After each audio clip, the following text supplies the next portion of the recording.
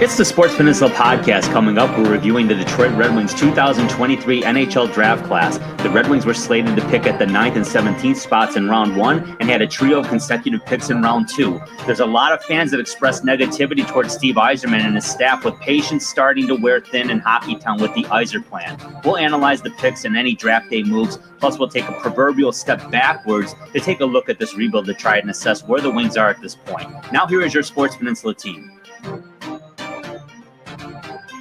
All right, welcome everybody to the Sports Peninsula podcast. My name is Dave Drzinski. Drew, it is Sunday, July 2nd, and we are 24 hours after the start of the NHL free agency, but we're here to talk about the draft and talk about any moves that were made on draft day by the Detroit Red Wings specifically. And to join me in talking about the prospects and the trades is Coach Andy Shield, Marine City Mariners. Coach, how you doing?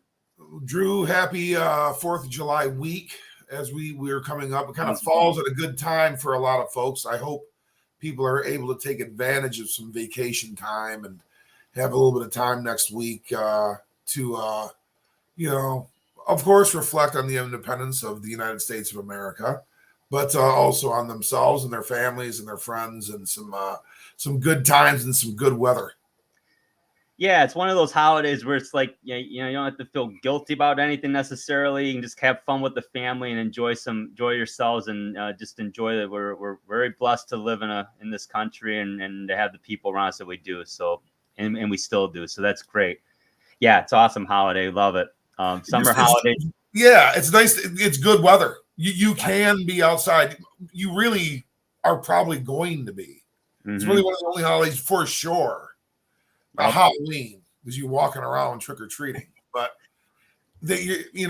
only if it was inclement or too many kielbasa's from the grill and it's 96 degrees and too many baked beans. You've been to a few of my family outings, huh?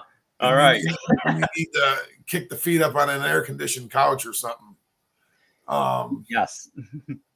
But you know what, Coach? In the holiday spirit, we're going to talk about the Red Wing draft and highlight the Red Wing draft picks. Talk about the moves that they did make on draft day.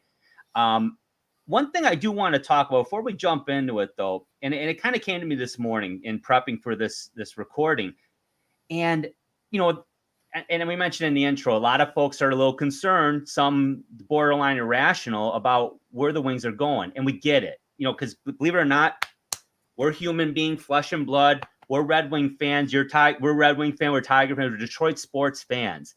We're as passionate as anybody else out there. But we do try to look at this with a little bit of analytics and a little bit of business acumen, because this is not just straightforward. I like that guy, go get him. We all know it doesn't work that way. This is a business. So we try to look at it that way. Let's have some perspective on this, and let's not give up on the guy that the reason this is called HockeyTown when he got drafted, and it didn't happen overnight either. He's one of the main reasons that happened as a player. And I'm not going over Steve Yzerman's resume as a GM. You want to look at it, Google it. But to say that this guy hasn't made some good picks for the Red Wings, you're out of your mind. And you're just it's either clickbait or whatever, but it's garbage. That's a garbage take. However, I do understand the concerns. I do understand the impatience. Because believe it or not, Coach, aside from the Dead Wing Darkness of Harkness era in the 70s, this has been a 7-year span of no playoff hockey in Detroit, and it's been one of the driest spells that this franchise has ever had. Our children's generation, in some cases, like your children, maybe don't remember the 2008 Stanley Cup championship. This is all they've known.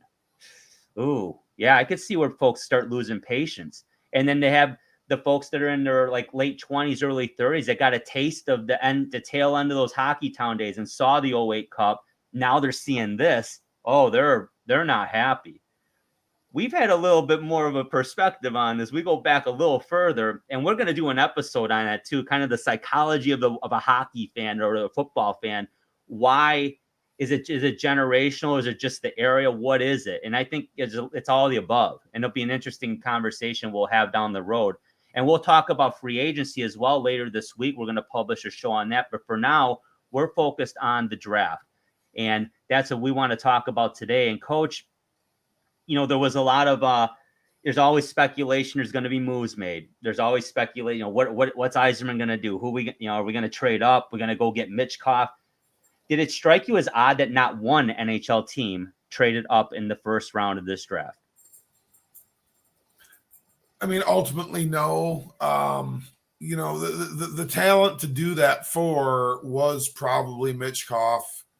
And there's just too much uncertainty in being able to access his talent for it to be worth moving up into that area of the draft to get. Otherwise, everyone had their boards and they were going to play themselves out. And some people were going to be happy, but the further and further you got away from pick one, the likelihood your guy was not going to be there is pretty high. So, ultimately, no. It was not like the NFL draft where positions were being valued and players were being valued. And you saw all this kind of, all this moving up, high into the draft, all sorts of, top 10 picks getting moved out. It wasn't to be this year that way in the NHL. Just didn't factor in. It was kind of like at the poker table. It was just not how it was going to play out. Yeah, and and going back when we did our preview of the draft a couple weeks ago, which and thank you everybody for watching and taking a look at it. We really appreciate it. Excellent viewership. We're so really proud of it, and we're very happy. A lot of people tuned in, and we certainly look forward to doing more. But we talked very exclusively about this class and saying there were several players, and this was one of the complaints, and we'll get into it, that could have went anywhere in the first round. There was so much parity that the facts and data speak to, well, why would we take player X when we could have had player X here? How do you know that? How do I know that? None of us know that. There was so much parity here. The top three switched a little bit. Carlson went above Bantilli, which was a minor surprise, but not a shock. But the top three stayed intact. That Bedard kid went first. We figured that would happen. We foresaw Mitchkov possibly sliding backwards, but not to 9 at Detroit. And you brought up the point, Coach. Yeah, great talent, but there was a lot of uncertainty there. So, and perhaps the price tag to move up maybe was too great in the eyes of Steve Yzerman. I don't know if they even made a pitch for it. Don't know. But it's going to be fun to talk about these prospects coming up. And first of all, let's talk about the draft day trade that was made by the Red Wings, Coach. I'd like for you to break that one down for us. Well, yeah, early on day 2, the Red Wings announced this trade down in Nashville at the draft. And, they basically, they did some work. They did some housekeeping work with Ken Holland and acquired forwards Kyler Yamamoto and Klim Kostin for future considerations. One of which was, I think, buying out Kyler Yamamoto, which is what happened. That was one of the considerations. Mm-hmm.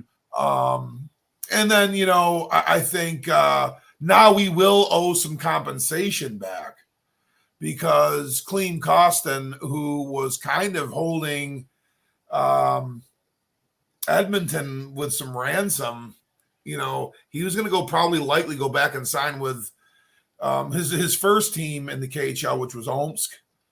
He was probably going to go back there, or really he had a nice deal kind of lined up in Edmonton, who's got a lot of marquee names they got to save their loonies and toonies for. It. It's just, it wasn't going to be in the cards for them. Might as well get something for him. And ultimately all of a sudden he gets traded to us. And then Omsk basically pulls off. It's like, yep, they fold. They put their hands up and wipe their hands and walk away from the table. So it really winds up being for Klim Kostin. We don't know what that's going to be. It's going to be some draft capital of some kind, which we have plenty of still in the coming years away from this past year that we're going to evaluate here shortly. But it ultimately is a nice move because Edmonton, is cap tight. There are a few organizations that are really competing right now that are, and this we've seen that this is how this works. It's what we have to try to avoid And I think by having a rich bottom end, a rich core, you can, because if you're more vested in there, and it really kind of just kind of, it's how Tampa is built, so to speak. I mean, yes, you have your Hedmans and those guys, but ultimately, it really goes through a lot of those core players. Klim Kostin could be one of those kinds of guys when you acquire him like this. Yeah, it's 6'3", 190 pounds. He plays with an edge. Absolutely, that the Red Wings last year, and quite frankly, for a few years now, have been devoid of a player like that. So as a fan, I'm excited to see a guy that's going to be a little bristly out there, that's going to make a Brady Tkachuk or folks like that think twice about taking runs at Dylan Larkin or any of the other or Lucas Raymond, because Klim Kostin's going to come out in his next shift and he might run Tim Stützle into the boards. That wouldn't be fun. That wouldn't be good. So it's not about having a Bob Probert, Joey Koster type guy. No, it's about having a Dallas Drake type guy. That's like, no problem. I'll launch myself into your star player. No problem. And wreck him. He's got some seasons to him. He at age 24, he's played for Moscow Dynamo and Omsk in the Continental Hockey League. He's played full seasons for both the St. Louis Blues and Edmonton Oilers here in the NHL. So it's just been a matter of finding a role. He may not have, the true, offensive skills that you see, and some of the nuances that really make an NHL player that's a skilled offensive weapon kind of special. He may not possess those, but his speed is high level. It's high competitive speed, and he's a very physical player, and that has been an element that the Red Wings have lacked. They, especially in the dog days of those seasons, when it really comes down to those kinds of players, forcing turnovers, making their impact, setting the tempo, setting the tone to games. It's the Klim Kostins of the world that do that. Now, Kyler Yamamoto, like we said, we're going to be having a separate episode about free agency here coming up in the next, several days, really. Kyler Yamamoto is a guy that was drafted 22nd overall back in 2017 by the Oilers. He's a U.S. product. He's from Spokane, Washington. I believe has been on the U.S. national team at times. Yep. He's played the last 4 full years with the Oilers. He's been up with the Edmonton Oilers the last 4 years.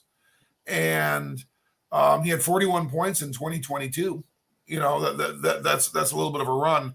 I saw the Red Wings acquire a lot of talent that, again, like I said, that's for a separate episode. Kyler Yamamoto kind of fit within a lot of that brand. I don't know what it was that they decided to buy out and move on from him for but that was the case. But Klim Kostin, I think it's very fair that we can say that we're going to see a 7 through 12, lines 3 or 4 role for him. I think that's what he's destined for. Yeah, absolutely, Coach. And before we jump into the draft class, I just want to add in a little bit here. The what I see happening with the Red Wings right now is, let's face it, we've all been frustrated by the lottery, right? The Red Wings have had next to no draft lottery luck at all. I mean, it was great they stayed where they were this year. I mean, they didn't fall back. I mean, I know the Pistons have talked about that, but they still got Cade Cunningham a couple of years ago. They still did land a number 1 pick. Didn't happen last year, obviously, or this year, obviously. But at the end of the day, most teams are going to be built the way the Blackhawks are being built right now. You get the number 1 pick. Oh, here's Connor Bedard. Oh, now we're going to get Nick Foligno. Now we're going to get Taylor Hall. And then we'll draft a couple other guys. And all of a sudden, then you start cultivating the farm system and getting the role players in there. The Red Wings, probably not by choice, but by necessity, have had to do it the other way around. They've had to refill the pipeline, like you said. They've had to go out and get those role players, those 7 through 12 forward, your 3rd and 4th line guys. Now, the Red Wings, here's a positive, folks. I know this isn't sexy, but they're going to roll 4 lines at you. They will roll 4 lines at you, and the fourth and third lines will have some scoring capability. The problem with the Red Wings right now is the first and second lines. Not that they're bad players. We like Dylan Larkin. Is Dylan Larkin going to score 50 goals, and are you so concerned about him that you must match up against him? Depends on your team. But a superstar in the NHL, I don't care who you're playing. I don't care what you've got on your bench. If you're playing against a superstar, you are concerned. And I know teams are concerned about Dylan Larkin, but we haven't seen that kind of scoring from him or anyone on this roster right now. So you always want to see that come into the fold. It just hasn't happened. And then we'll talk later this week about maybe why it won't happen this year. We don't want to hear it, but truth is truth, and it is what it is. So, but let's talk about, Coach, what the future may hold for this team. And let's talk about that first pick at first round, 9th overall pick. We talked about him in our preview, and it's Nate Danielson out of the center out of the Brandon Wheat Kings from the WHL. We talked about Danielson being available at 9. We also said he could be available at 17. But talk about what you like about Danielson, Coach. Sturdy frame. I mean, he's 6'2", 185. There are some that we're talking he's more like 190 towards 195 now, which is great. I mean, that if he's committed to doing that the right way, going to turn 19 and during fall camp of 23-24, all likelihood he could wind up back in the Western Hockey League for one more go around there. He could, that's likely what I think people are forecasting is going to happen. But he had 78 points in 68 games this past year and 57 points in 53 games in 21-22 when he was 17 years old. The Wheat Kings are kind of going through a down cycle in the Western Hockey League. He's not surrounded maybe by the talent that some of his contemporaries are in the Western Hockey League and in the Canadian Hockey League. But he nonetheless has averaged a point a game. Okay. That's always a marker, whether you're a traditionalist or more of an advanced stats, analytics person. That's something that goes without, that needs to be noticed. He, by all of, you read, all sorts of different things from different scouts and different prospect analysts or analysts, the networks, watching the draft. That's by and large, Nate Danielson is the one. He's a safe pick. He's a guy that can do a lot of things well and will probably do a lot of things right at that core average, efficiency for the NHL one day. And he's super safe, which really, I know a lot of people are like, oh, you just got the next Wayne Gretzky. That's what they want to hear. But, honestly, if that happens, there were people drafted before him that are not going to be that way. Exactly. We have drafted people in higher slots that were never that way.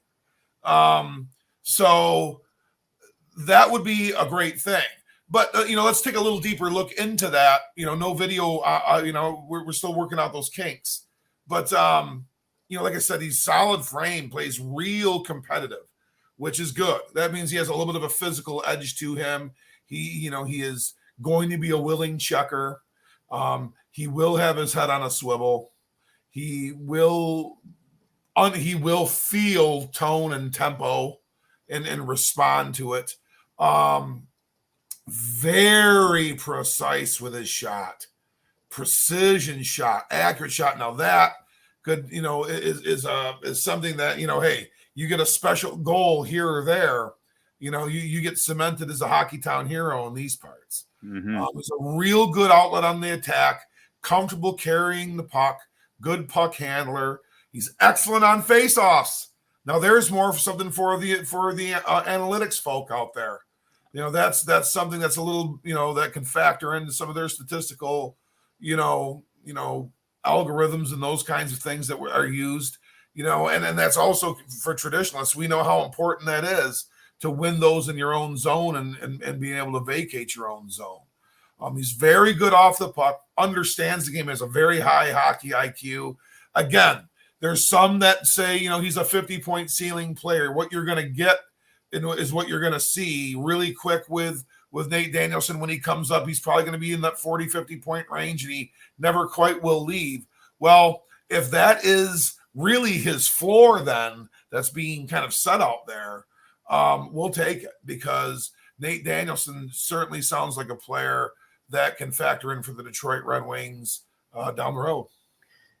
Yeah, and I agree with you 100%, Coach. And I want to expound upon when I asked earlier about why no teams traded up into the first round. It's odd, and it doesn't. And the thing is, it's because of the amount of parity.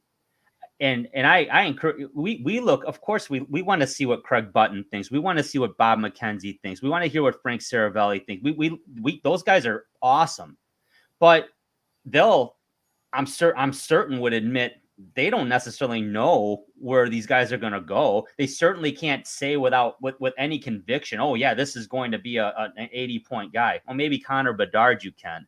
I mean, those are the exceptions. So when people freaked out about, well, we could have got Nate Danielson at 17, according to who? I saw that too. We said that. I also saw him going at 8 or 7. Now Danielson was, and I do understand the issue here is that there's not a huge offensive upside here. When you talk 50-point ceiling, we're talking about Gus Nyquist, Thomas Tatar, what we had hoped we were going to get from Franz Nielsen when we had him. That's Andrew Kopp, who we have. That's what we're talking about, and that's not moving the meter, so to speak. It's at the excitement level. It's a core. Yeah, exactly. But this guy, he's not much different from Marco Kasper, who we drafted last year. A lot of people were excited about. I question how many people actually saw him play. I know I had to watch clips. I'm being honest. It is what it is. We didn't get. I don't have that feed here at my satellite. Right, I just don't have that. But at the end of the day, Nate Danielson's a very good player. I don't think it's fair to say he would have been there at 17, because there were guys like Zach Benson and Colby Barlow that slipped. Colby Barlow slipped past 17. There were several draft prognosticators and publications and mock drafts that had him going to Detroit at 9 or even higher, even 7 to Philly. So who's right and who's wrong? We won't know. We're going to have to wait and see. This is a safe pick, Nate Danielson. He's going to, like you said, Coach, if that's his floor, we'll take it. And I think what helps when in saying that is because when we talk about the next pick at 17, which I was a little surprised about, but it didn't take long for me to buy in. Let's talk about Axel Sandhagen Pellikka out of the Swedish Elite League. Yeah, round 1, pick 17, Axel Sandhagen Pellikka, defenseman from Sweden, playing or developing for Skellefteå from the Swedish Elite League Junior Division. He's a Swedish junior national team member, 5'11", 180-pound right-handed shot defenseman, 18 years old, and will cycle through the majority of this next season as an 18-year-old.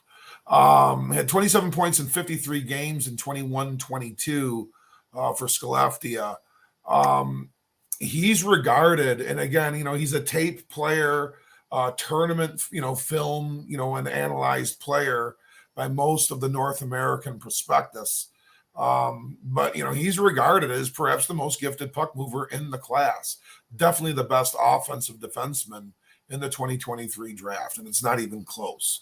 We saw David Reinbacher drafted by Montreal a little bit earlier. Maybe that was where the Red Wings were thinking of going at 9. I don't know.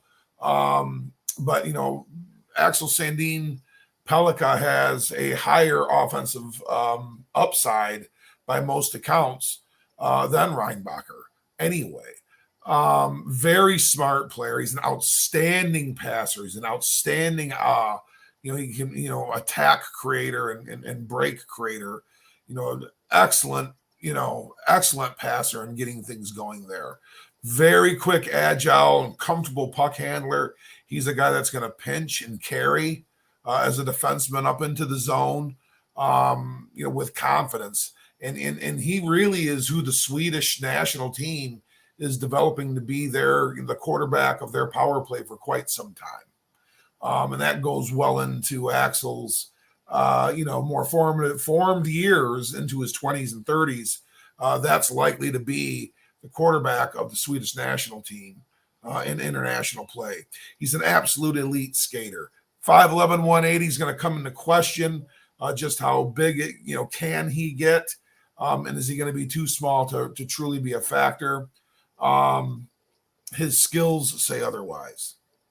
Yeah.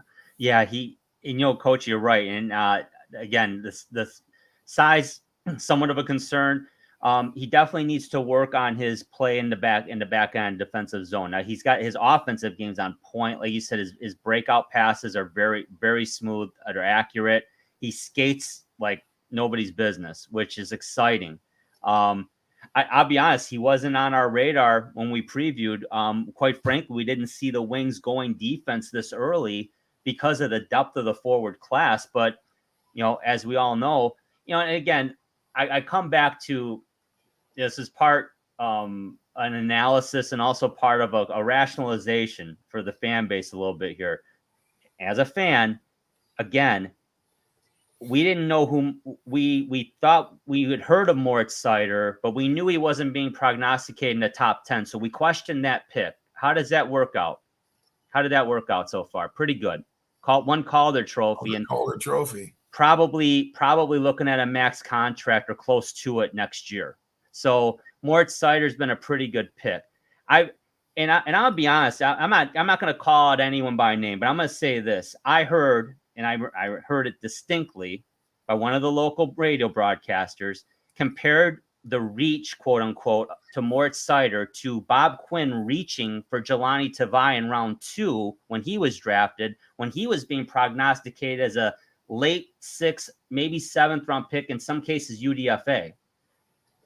It ain't even the same ballpark. It's not apples to apples at all. And quite frankly, you can't compare the NFL draft with any other draft, because the NFL and NBA drafts, everyone you're picking, you expect to make your team that year, or at the very least is going to be part of the organization, whether on the practice squad in football or in the G League and the NBA.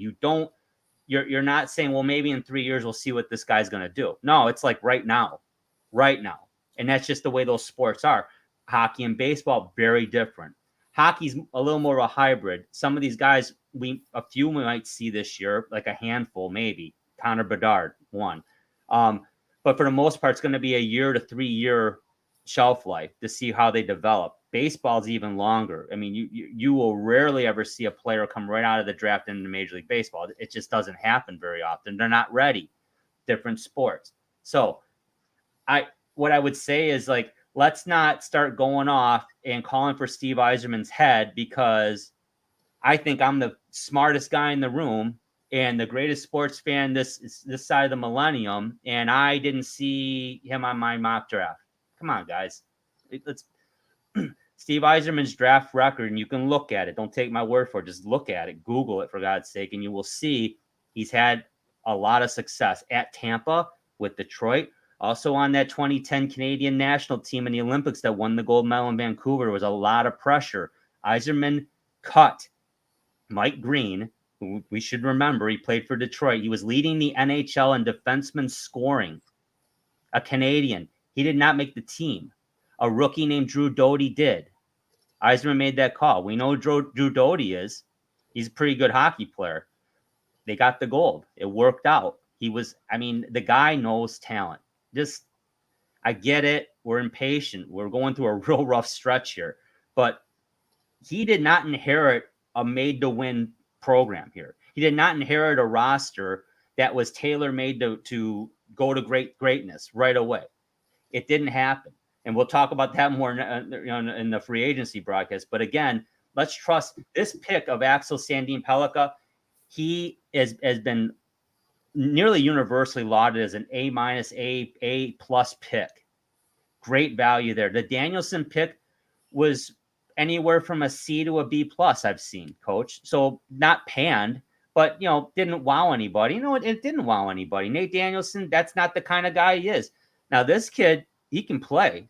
Can he develop in the back end enough to be effective? And if he can, look out, because he's going to be something else, because he can skate. Hey, Coach, let's go to round 2 now. The Red Wings did have 3 in a row here, picks 9, 10, and 11 in a row, and they did make a minor move on day 2 of the draft when they did send one of those picks to Nashville, and that was the pick at 43, the last of those picks. They swapped to the 47, and then the Red Wings picked up an additional 5th round pick. And that worked out well for the Wings. But let's talk about the first guy they picked here, who's Taylor, slated to go to Michigan State, and Trey Augustine. What do you like about him? Well, he's a local. He's a South Lyon native. He played his juniors for Honey Baked Ham here, in AAA, Michigan AAA hockey. And yes, he is going to be playing. He's going to be a Spartan. He's going to play at Michigan State next year. 6'1", 185-pound traditional left-handed catching goaltending prospect, 18 years old. Maybe the top U.S. Goaltending prospect for his class and his age for certain. Has a great technical foundation. When you go through the U.S. National Development Program, you're going to. That program has just done unbelievable things for elite level and elite competitive hockey in the United States. It's done amazing things. It's very, very well structured. And he's been a big part of that for quite some time, basically since he's left Honey Baked when he was 16 years old. So, Trey Augustine is a very schooled and tooled goaltender. Really good at reading the flow that comes deeper than the goal line. So things that come behind him, he has a tremendous sense of awareness for.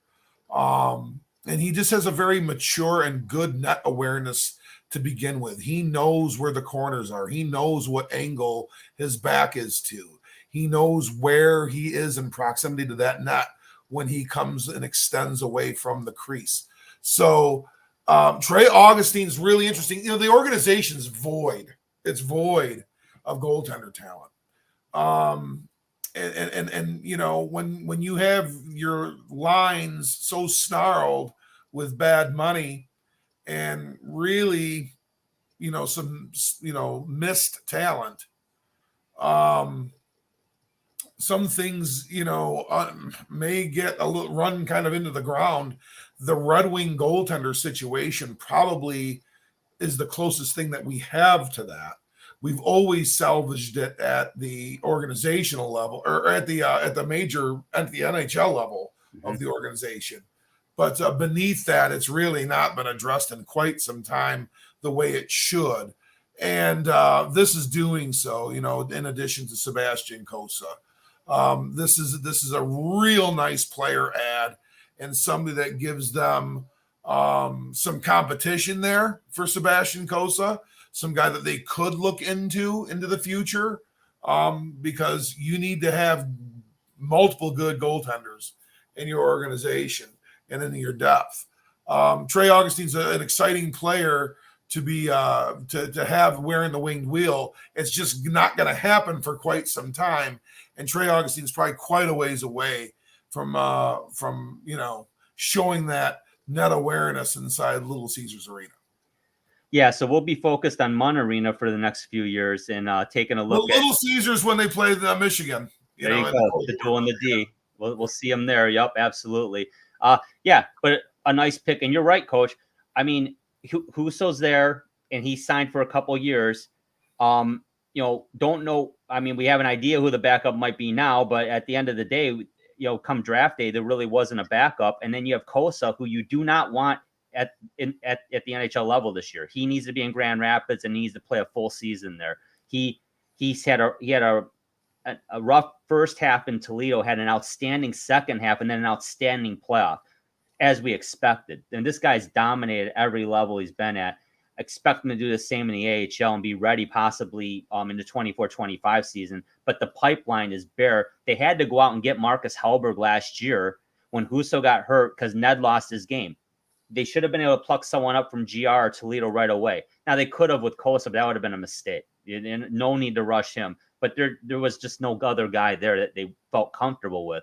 So it's important to get a pick like this. Let's see what Trey Augustine does in the future, but we'll look forward to watching him at Mon Arena in East Lansing.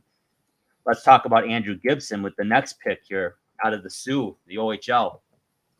Yeah, Andrew Gibson, one pick later, defenseman out of the OHL, Sault Ste. Marie Greyhounds, and he's been a Sioux Greyhound and a Sioux Thunderbird when he played in AAA Junior too. So, he's been around Sault Ste. Marie for quite some time. 6'3", 210-pounder, good size boy, right-handed 18-year-old, and will be 18 the majority of the season this next year. He's a Canadian junior national team member.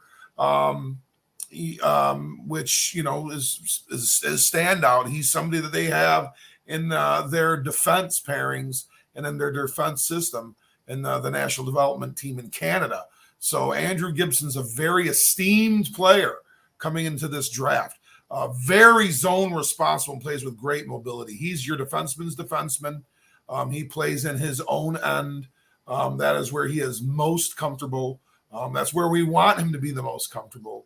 And he's a big, athletic, heavy right-handed shot. He's a guy that can really hammer it if he's given a lane and to the goal. He can really let it hammer. He's already a pro level checker. If Andrew Gibson does choose to exercise, his professional rights and come into like a Toledo situation or be go between Toledo and Grand Rapids even at this stage of his career, he's probably ready for it physically. Whether he stays in the Sioux one more year or he does just what we just described, he physically could handle the former. Big, smooth strider on the ice, very, which, is a modern day skater. Little concerned about his offensive, capabilities. He's not generated a ton, but when you're a stay-at-home style defenseman and you're very zone responsible, those numbers aren't going to jump off anyway. That's not what you bring to the game. He was a -4 in 45 games for the Sioux this year. Did have 21 points and 30 penalty minutes in 45 games. But Andrew Gibson's a really, really solid core prospect that's going to need some time this season. Yep, I agree totally, Coach. And I'll be honest, this is my sleeper pick for the Wings in this draft. I'm very intrigued by Andrew Gibson. He won't be on the radar heavily for the next couple of years, but we're going to keep hearing that name. And if he can get just a little bigger physically, although he's got great size already, but I see him being possibly like a Ben Sherratt, but perhaps maybe more responsible in the defensive end. And I wouldn't mind that at all. That's great second round value. Yeah, he's got a lot of upside though. I love his size. Hey, Coach, let's talk about Brady Cleveland now out of the U.S. developmental program. And this was part of that trade we mentioned earlier. Detroit swapped the 43rd and 47th picks, but then picked up an additional 5th rounder. What do you like about Brady Cleveland? Well, I like him, and I do think he will wind up with the Red Wings someday. I do. I think this is a guy that's going to get brought up. Really, really kind of did some backlogging on him. Just got to grow into that body a little bit more because he is ready to go from a physical standpoint. He's a defenseman, like you said, out of the U.S. National Development Program, played in the USHL. He's from the left-hand side. He's a left-handed shot. 6'5", 220 without skates, 6'7" on skates. He just turned 18 years old in April, so he'll play the entire season next year for the Wisconsin Badgers in the Big Ten as an 18-year-old. Physical, aggressive, fluid defender at 6'5", 220 pounds. It sounds pretty doggone good to me. He hasn't taken on a face-to-face stop that he hasn't liked. He enjoys what he does, which is defending in front of his goaltender in his zone. That is what he loves to do, and he knows that's what he needs to, needs to be able to do in order to get, his blades on the ice. Directs the defensive zone back to the perimeter, a textbook, stay in front of you, stay at home style defenseman. Identifies the off the puck threats and cuts down their opportunities. Very savvy and well coached. Again, he's been groomed in that U.S. National Development Program for multiple years. He's a big hitter and knows how to angle for them. He understands where that's going to come from, and he can understand how to attack flow. This is kind of almost like a Jack Campbell style player for the Red Wings in many respects. Although you're going to see and hear a lot more from Jack Campbell a lot earlier than Brady Cleveland. Like we said, Cleveland's going to go to Wisconsin to help develop his game and his body somewhat more, get stronger. Offensive skill, no. He's logged a lot of game time and a lot of shift time, and he's not generated a lot of points. And that is not what Brady Cleveland is going to probably bring to the table. Thus, he's never going to be a pair one or probably pair two defenseman. He's always going to be that guy that's on the third pair. But I tell you what, if you have yourself a 6'5", 230-pound third pair defenseman that is hell on wheels in his own zone, and you can sub him out for somebody different from time to time if needed, and have him be a scratch and be that seventh guy at times, we're in pretty good shape. And I think Brady Cleveland can get to that level pretty quickly and really hold that. Just from what I can see, it's going to be 3 years or 4 years. But I think when Brady Cleveland leaves the University of Wisconsin, it won't be long before he's a Detroit Red Wing. Yeah, I really, really like his size again too, Coach. I agree with you. And not every player needs to be the 5-tool superstar, and it's not going to happen. I mean, go figure, right? But this guy, what he does well, he does very well. Keeps the front of the net clear, and he's a presence out there. And the Red Wings have lacked that. It's what prompted the trade deadline moves last year. They were absolutely manhandled and embarrassed in 2 straight games against the Ottawa Senators, who are right with them in the same division at the same level of their rebuilds. And it's very obvious to me after talking about just the few picks that we've talked about. The captain understands that as well, and he's addressing with some sizable individuals, including the Klim Kostin trade. Get some big boys in here that can hit. You want to take liberties with Dylan Larkin? That's not a problem. We can do that too, and it'll stop that real quick because it's like anything, right? Everybody's really brave when there's no retribution, right? You can be a keyboard warrior until somebody actually gets in your face and says, wait a minute, what'd you just say? And then everyone gets quiet. And it's the same in hockey. It's ice justice. That's what happens. I mean, you can go around, be a tough guy until you get called out, and then all of a sudden you might turtle. And that's what they need. They don't need to be the 1986-87 Red Wings with Joey Koster and Bob Probert and Gilbert Delorme, Lee Norwood, and those folks, but they need to be respected physically, and that's the key. Just they need to have that respect out there. So I like Brady Cleveland's size in his game. So let's see what happens with him. Let's go now to that. Actually, this was the pick in the third round. And we've heard this last name before, Coach, because we've got his brother, right? And now we've got Noah Dauer-Nielsen from London, the junior league out of the Swedish Elite League. Let's talk about him. Yeah, well, it was Sly and the Family Stone that once sung a song about a family affair. Indeed. And I think Brian Keith and Sebastian Cabot were in a show of the same name. Well, this pick here in the 9th pick of the 3rd round, had little notes of those songs and shows with Noah Dauer-Nielsen being drafted by the Red Wings. Left wing from Frölunda of the Swedish Hockey League in junior division, another Swedish national team member, and yes, younger brother of Red Wing prospect forward Liam Dauer-Nielsen. So it made, and there's some things to know about, I think in regards to some family, I think there's been some family loss. This is not just a smart hockey move, but, really it's helping keep a family kind of united. It's not, you don't draft somebody in the 3rd round just for that matter. There's easier ways to do it, but it certainly is a structural, smart move. This is a really exciting young forward and somebody that if I wasn't going to talk about Brady Cleveland, Noah Dauer-Nielsen, is a player that could also be with the Red Wings sooner rather than later. But it also, because he's that kind of a hockey player as well. 6 foot, 185 pound, left-handed forward, just turned 18 in April. So he's going to be 18 all of this next season. 72 points and 34 goals and 44 games for Frölunda Jr. in 22-23. That's 72 points and 44 games, 34 goals and 44 games. So we were approaching the goal a game stature there. He had 19 points and 7 goals in 26 international games for Sweden this past year.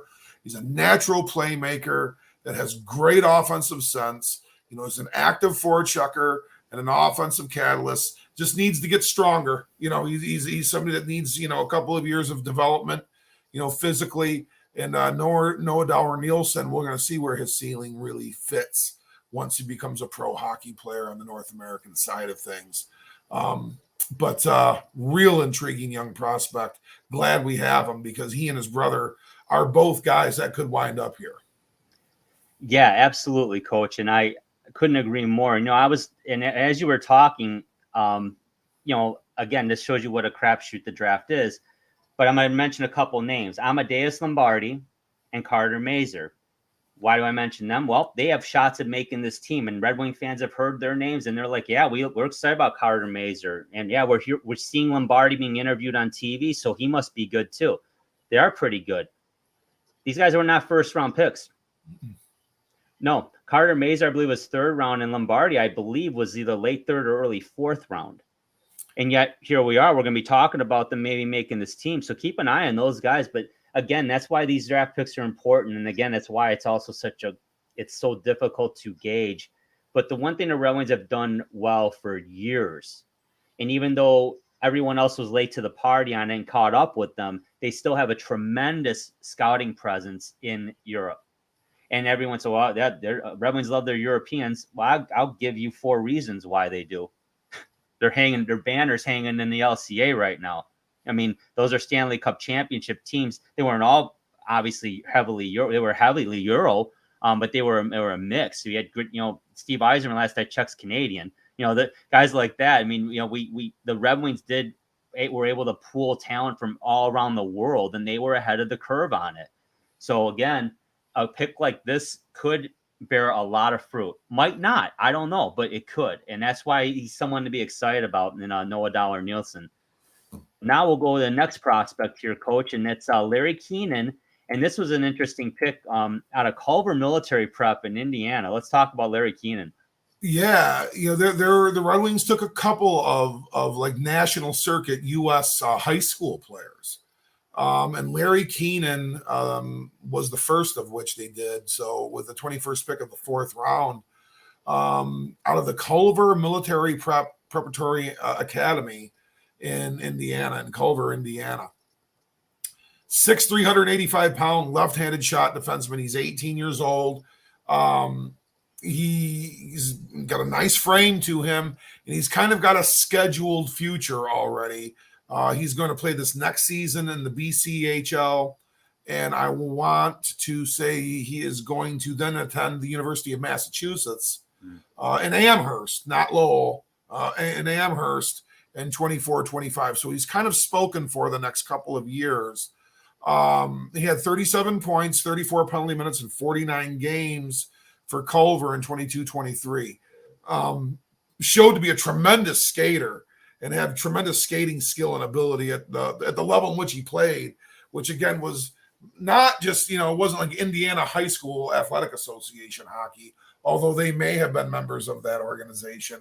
I'm guessing it was a national circuit, preparatory academy style, prep school style schedule, which at the very least would be regional, and likely, national, maybe even international. But it's pretty limited. He's got very limited competition, and he's definitely going to be a prospect. He's got a couple of levels of which he's going to even attend to before he's anything more than a prospect camp invitee, which he is going to be this next week for the Wings. But Larry Keenan's again a guy that is going to be incubating for a while. And lo and behold, maybe there'll be some little recollection of you listening to this podcast episode or this video episode. And man, I remember that name from somewhere. Well, yeah, you heard it 4 years ago on the Sports Peninsula podcast. Welcome to Detroit, Larry. Absolutely. We love it. One thing you can't coach or teach is size. And to have a prospect on defense at 6'3", already 185 pounds.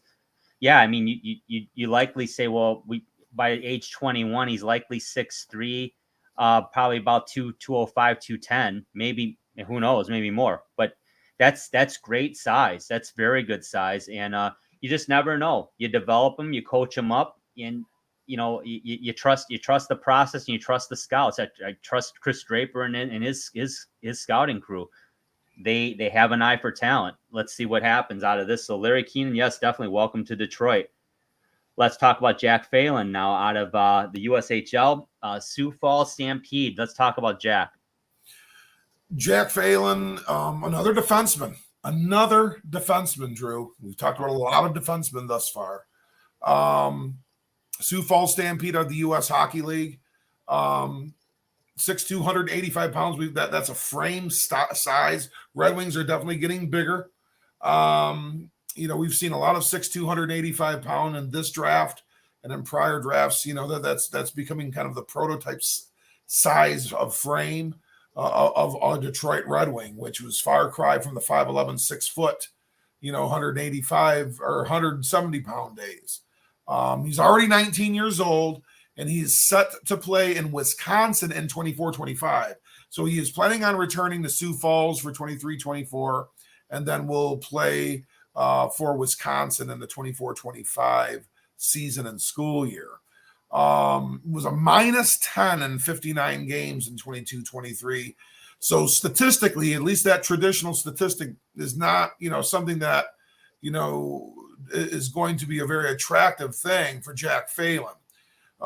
So he's definitely a project that needs more development. But he's a smooth, long strider and is shown to be quite an athlete in his own zone, and is also able to carry the puck a little bit. Even though statistically he's not done a ton, Jack Phelan's best days are ahead of him. I think this is, not a luxury pick by any means, because Jack Phelan has a massive, massive, expansive ceiling. Just how close can he get to it? Yeah, that's what we're going to be looking at with Jack Phelan. But with the in the 5th round, if Jack is not quite able to reach ultimately the peak of that ceiling, it's going to be okay too. But here's the Jack Phelan, being somebody far and above that anyone really thought he was going to be. Yeah, and well said, Coach, and great synopsis. To be set committed to play at Wisconsin, you got to be a pretty good hockey player to get in that program. So his athleticism and skating ability, I think, is undeniable. Yeah. And I think, there's a lot of coaching and seasoning that needs to happen for Jack Phelan. That happens. All the connections are made. He's every bit the prospect that Andrew Gibson is. That would be fantastic. Really high on him, but yeah, absolutely. Jack Phelan may need a year or two more, but you never know. We could end up seeing him at LCA sometime soon. That would be great. Now, next guy, another 5th round pick, Kevin Bicker out of it's a German out of Mannheim Junior League, the DNL. Let's talk about him. 6'1", 176 pound left-handed forward, left winger, and a German junior national team member. I'm really intrigued by this pick, and this is one of those guys that this Haken Anderson style pick that the Red Wings have been noted for throughout their history. Is a guy that could just sneak up and all of a sudden be a real factor. He had 21 points in 20 regular season games for Mannheim in the Deutsche National League Junior Division, the German league.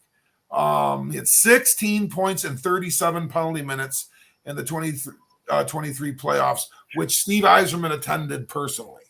And with Haken Anderson and Chris Draper and the remainder of Yuri Fisher and all of those scouts were there. I'm sure Nick Lidstrom made the trip too. I'm sure he may have been. He may have stopped in and popped. He might have peeked his head in the door for a few minutes of the game or so. Yeah, absolutely right. Fast, pressureful skater. Modern European style. Forces dump-ins with ease. He cuts people off. Kind of yanks at the chain from his own end that way. Very precise passer and attacker, which means he can generate some offense. He's got a very limited portfolio. They've seen one great run and one playoff tournament of Kevin Bicker, but he possesses some intrigue and is a young player to watch for down the road. Kevin Bicker could very well wind up a Detroit Red Wing one day. One of those guys that does come from the late rounds and into the NHL. To get and thank you, Coach, to give a perspective on, I see potentially by the ceiling like of a Kirk Maltby. I love that word, pressureful. He's going to dump the puck in, and he's going to immediately put pressure on that back end defenseman, force a mistake, knock a player off the puck and make the steal, do something to force the opposition out of their comfort zone and force them into bad decisions. And if you can do that, you get t-shirts made called grind line and stuff like that. So, I mean, I'm not saying he's going to be that, but I see that in his game a little bit. And I think, that's something to build on too. So like that pick too. Now on to round 6, and Coach, they go with another goaltender, Rudy Guimonda. And that's another high school player here you talked about. Let's talk. I didn't think they were going to draft a goaltender. They draft 2 of them. But let's talk about Rudy Guimonda. Well, yeah. Well, and the organization is void. They're void of organizational depth.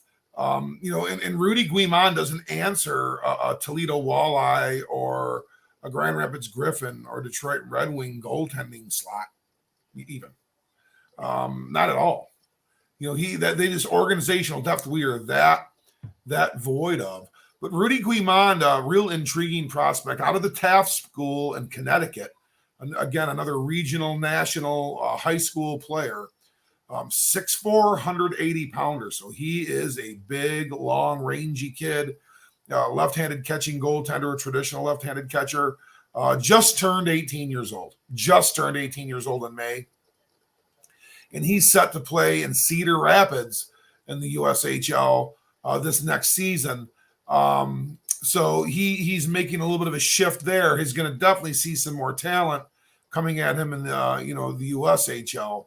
Had a .940 save percentage in 28 games for Taft this past season. He's a very limited competitor. He played some hockey back in his home province of Quebec. He's a Canadian out of Quebec, but really is a very limited competitive sample at this point in time. Really needs some time to grow and develop. He's a long, long ways away, but Rudy Guimonda is now a Detroit Red Wing goaltending prospect, which was good to say because we just don't have very many of them. Yeah, and I'll be honest, Coach, I put this picture of him in game action because, quite frankly, he looks like he's 14. I was like, I had to wipe my eyes. I'm like, did that guy that kid sit next to me in biology in 8th grade? I'm like, what the heck's going on here? He's a young 18. I mean, so he's got some physical maturity to do it. He may even grow a little bit more. Who knows? But to be 6'4" already, yeah, you got to love that size. And now I don't personally have a ton of expectations for Rudy Guimonda because he's, obviously a 6th round pick and isn't committed to a major university. Didn't come from the OH and the Canadian Hockey League or the U.S. developmental team, whatever the case is. So he's taking the high school route, although, certainly it's more of like a preparatory school. They're not playing just high school competition. They're playing, elite high school competition, which is a difference. So, much like some of the others we've talked about, let's see how this pans out. But physically, the tools are there. So you like that. I mean, so there's potential, and that's all you can ask for. So, we wish Rudy Guimonda great success, and we hope to see him at LCA down the road. It would be great. But that was the 6th round pick. Now let's talk about our 7th round pick here, Emmett Feeney out of Kamloops, WHL. So they went back to the WHL to get the 7th round pick, Emmett Feeney. Talk about him, Coach. Yeah, Emmett Feeney, another center prospect out of the Western Hockey League, this time for Kamloops Blazers. 6 foot, 170-pound left-handed forward who just turned 18 years old. I want to say the day before the draft. He turned, I think it was June 27th. So 2 days later, he received a belated gift from the Detroit Red Wings, which was his draft status. He had 35 points and was a plus 11 in 64 games for Kamloops this past season. 48 points in 127 career games for Kamloops. So what this both tells us is this. He's been counted on by the Kamloops Blazers for quite some time to log and play a lot of hockey for them. His 48 points tells us he plays a very defensive branded game. And he's a very defensive-minded forward. He's a career plus 19 in the WHL. And I think that's the most intriguing thing to look at. Offensive skills, he is certainly not shown to be able to be much of an offensive threat at the high competitive level of the Western Hockey League. So I think Emmett Feeney may be a bit limited in that regard. But, I think organizationally, to have players like this, to help them grow, and maybe they become tremendous face-off guys. They enhance their defensive capabilities even that much more, and their skills increase, and they can become good finishers and breaks and open net areas. Emmett Feeney can add that to his repertoire. You never know. We've known, the high school head coach at, just named the head coach at Warren De La Salle, is Chad LaRose, formerly of the Carolina Panthers, who's an area player, played in the receiver program that was not drafted. And I want to say his rookie year was in the NHL. He had somehow wound up in the NHL after not being drafted, after being a prospect camp guy that got slotted into the minors and then somehow wound up playing in playoff games. So, I'm not sure what, I think Emmett Feeney appears to be headed to finish his career, or at least one more year in Kamloops before he makes any decisions from there. Need to see some offensive maturity from him. But, I tell you what, he's a very high competitive hockey player to be drafted out of the 7th round. Yeah, absolutely. And I like the LaRose comparison, local product that had a lot of success in the NHL, certainly at Carolina, like you mentioned. And I see ceiling wise, this could be a Luke Glendening. There's another guy that he didn't play major junior hockey. He was a high school player and walked on at Michigan. And lo and behold, he's had himself quite a career and he's still going strong. Luke Glendening's a nice player. Now, their games are similar. So can Emmett Feeney be an elite penalty killer, elite forechecker, and be able to score a timely goal? Time will tell.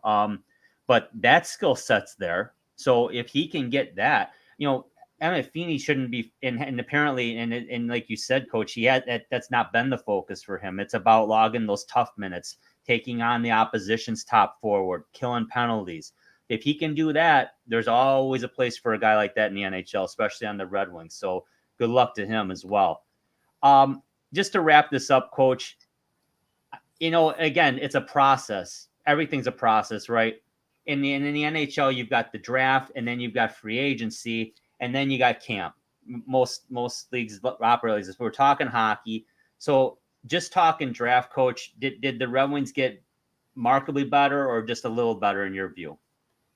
They got better. They just didn't get better next year on the Detroit Red Wings.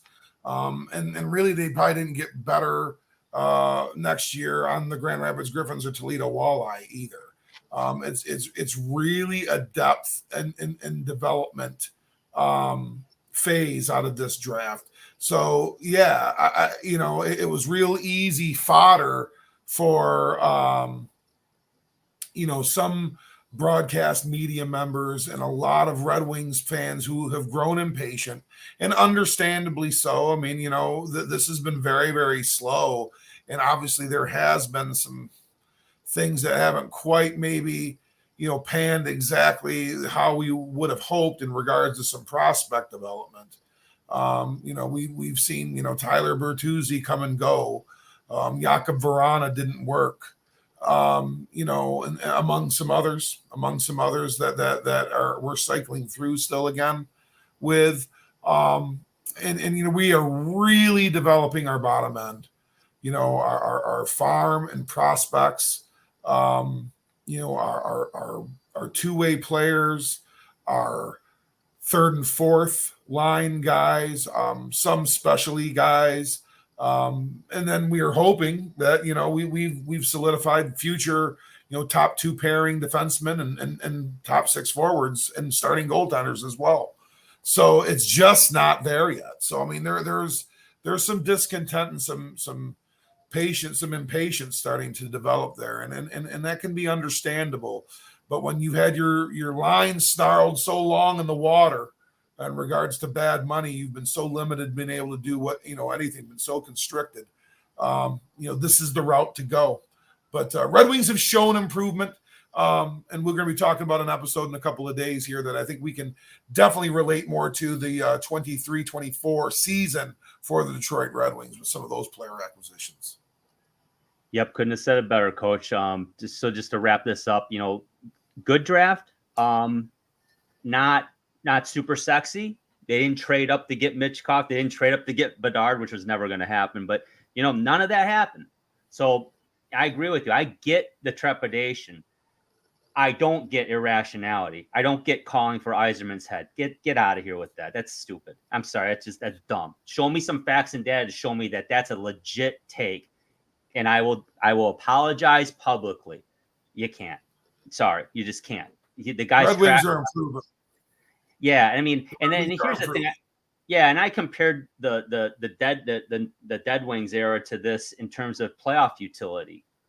But these teams right now that we're seeing are far more talented and far more capable of playing good hockey than those teams back in the late 70s, early 80s were. They were brutal. You think you got it bad now? Go watch a YouTube clip of a game from 1981 with the Red Wings. You tell me how good that team was. Oh my gosh, just awful. So it's bad, but it could be a lot worse. And let's face it, Yzerman did not come into town saying, oh yeah, in 2 years we're going to have a Stanley Cup. No, he made it very clear this is going to be a long 5-6 year process. We're in year 5 now. So did he lie? Nope. Was he wrong? Nope. Is it because he was inactive? Oh, hell no. Is it because he made bad draft picks? No. He's actually made some very good draft picks, contrary to what some people are saying. So get your facts straight, kids. Get your facts straight, and don't take advice from people that openly admit they don't even like hockey. I mean, why would you listen to a guy like that? That's asinine. I mean, why would you listen to us? Hey, facts and data. Check, Google it. Coach, you brought up Family Affair. Great show. Buffy and Jody were the kids. Google that, kids. I grew up on it. I watched it. It was in reruns because I'm not that old. But hey, have a little tip of the cap to history. Don't judge everyone based on what happened today, for God's sake. There's my public service announcement, fans. Let's see what happens. The only Red Wings video you'll watch that talks about Red Wings 23 draft prospects, along with the show and song Family Affair. You won't see it anywhere else in the world, folks. I would bet a paycheck on that, Coach. That's an absolute fact. So you know what? Let's wrap this one up. It was great talking the draft, and it's exciting. We're really looking forward to talking about the free agency class later in the week, because we're going to let that dust settle a little bit and be able to kind of shake out what the team's going to walk into camp in Traverse City with in September. So for Coach Andy Shield, the Marine City Mariners, my name is Drew. Everybody, thank you so much for listening. Take care. And watching. We really appreciate it. Subscribe to the channel, like the channel. We really appreciate it, folks. And we got a lot coming this year, and we're really excited about it. So take care, everybody, and we'll talk to you soon.